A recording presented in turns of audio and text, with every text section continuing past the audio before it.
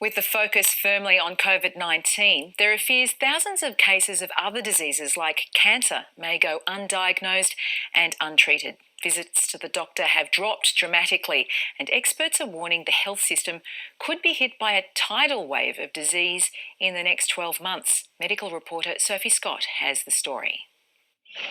Former politician Jim Lloyd is now fit and healthy, but when he was just 48, he was diagnosed with prostate cancer.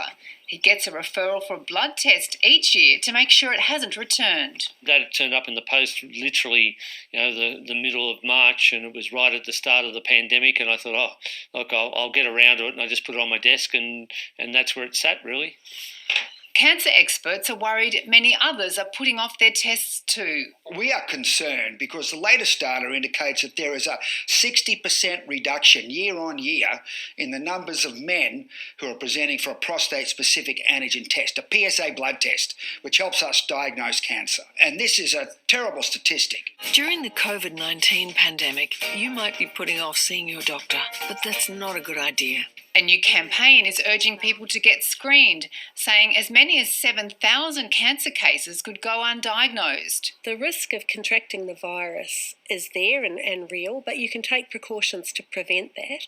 But you can't fix cancer yourself. You really do need the assistance of your GP and the specialists that will look after you.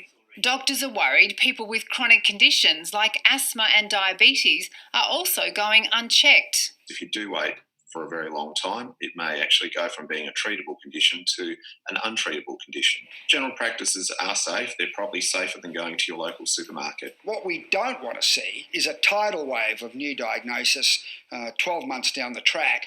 Jim Lloyd knows the importance of screening. I think I'm pretty typical of most blokes. We really don't like going to the doctor, and it doesn't take too many excuses for us to put something off.